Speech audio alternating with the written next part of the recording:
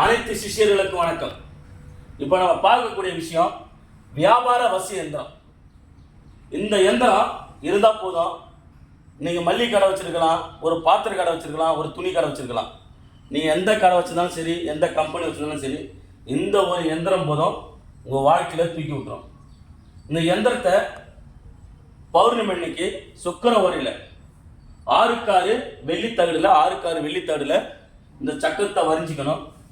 வரிஞ்சு பிராண பிரதிஷ்டை பண்ணணும். பிராண பிரதிஷ்டை பண்ணிட்டு அபிஷேகம் பண்ணணும். அபிஷேகம் பண்ணிட்டு எலுமிச்சம் கனி பலி கொடுக்கணும். எலுமிச்சம் கனி பலி கொடுத்துட்டு அதுக்கப்புறம் என்ன பண்ணணும் கேட்டிங்கன்னா, அஷ்ட திரவியம் நாட்டு மருந்து கடையில் போய் கேட்டிங்கன்னா அஷ்ட திரவியம் 8 விதமான திரவியங்கள் கொடுப்பாங்க. அந்த அஷ்ட திரவியத்தை ஒன்றா கலந்து இந்த சக்கரத்து மேலே பூசிக்கிங்க.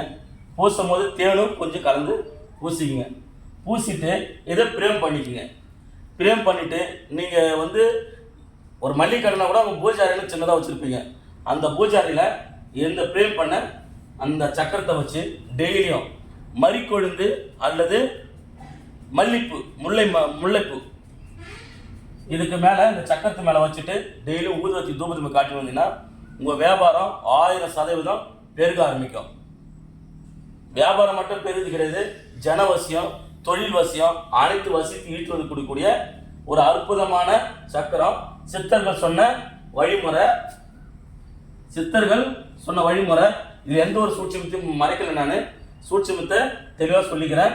நீங்கள் பௌர்ணமி அன்னைக்கும் போடலாம், ஞாயிற்றுக்கிழமையும் போடலாம். ஆனால் சுக்கர உரையில் தான் இந்த சக்கரத்தை 6 வெள்ளித்தகடில் நீங்கள் போட்டு அபிஷேகம் பண்ணணும், பிராண பிரதிஷ்டை பண்ணி எலுமிச்சம் கனி கொடுக்கணும். அஷ்டதிரவியம் அப்படின்னு அஷ்டகாந்தம் வச்சுனா கூட மேலே பூசி இந்த எந்திரத்தை பிரேம் பண்ணி எடுத்து பூஜை அறையில் வச்சு இதை பூஜை வச்சு தூபம் காட்டி வந்தீங்கன்னா சகலமும் வசியமாகும். நன்றி, வணக்கம்.